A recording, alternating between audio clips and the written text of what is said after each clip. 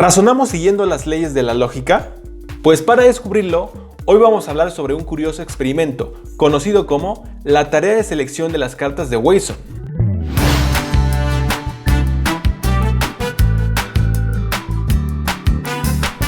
Consideremos cartas que tienen una letra de un lado y un número del otro lado. Leamos la siguiente regla. Si una carta tiene una vocal en un lado, entonces debe tener un número par del otro lado. Es una regla muy simple. Ahora bien, tenemos las siguientes 4 cartas.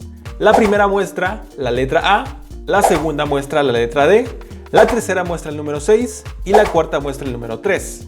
La pregunta es, ¿qué carta o cartas necesitamos girar como mínimo para asegurarnos que todas cumplen con la regla mencionada? Recuerda, si hay una vocal de un lado, entonces del otro lado tiene que haber un número par. Piensa un poco tu respuesta y pausa el video si necesitas más tiempo.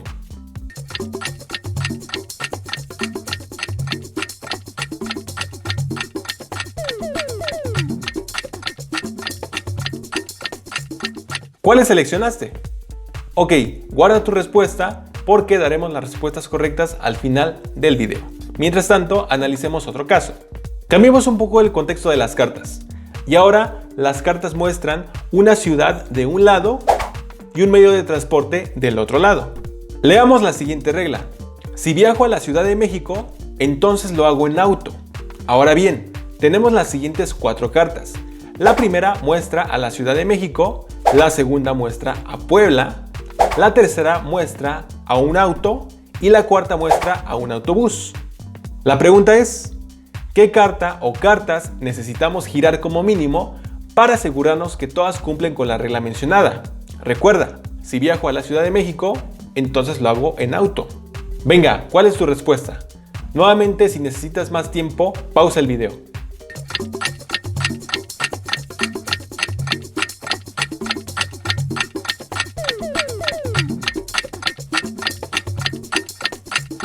Modifiquemos un poco el juego.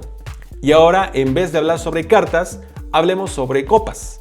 Imaginemos que somos camareros de un bar de copas y que perderemos nuestro trabajo si permitimos que personas menores de 18 años consuman alcohol. Ahora la regla es, si una persona está bebiendo alcohol, entonces tiene que ser mayor de 18 años. Tenemos a 4 personas de las cuales conocemos la siguiente información. La primera persona está bebiendo cerveza, la segunda está bebiendo refresco, la tercera tiene 25 años y la cuarta tiene 16 años. La pregunta es, ¿a qué persona o personas necesitamos cuestionar para asegurarnos que todas cumplan con la regla mencionada? Nuevamente piensa tu respuesta, aunque creo que en este caso no es necesario pensarle mucho.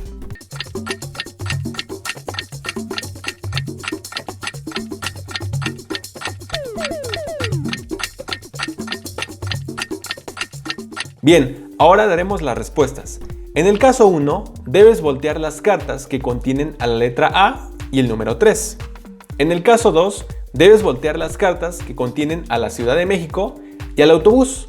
Y en el caso 3, tienes que cuestionar a la persona que está bebiendo cerveza para conocer su edad y a la persona que tiene 16 años para saber qué está bebiendo.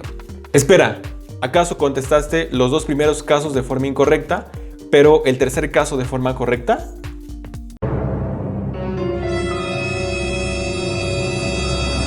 No te preocupes, esto le pasa a la mayoría de las personas. Has caído en un sesgo cognitivo.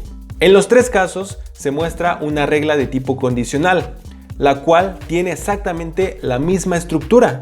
Si sucede P, entonces sucede Q. Si una carta tiene una vocal de un lado, entonces debe tener un número par del otro lado. Si viajo a la Ciudad de México, entonces lo hago en auto. Si una persona está bebiendo alcohol, entonces debe ser mayor de 18 años. De acuerdo con la lógica aristotélica, la proposición solo puede ser falsada, mostrando que Q es falsa cuando P es verdadera. Pero, ¿por qué nos hemos equivocado en los 2 primeros casos y en el tercero no?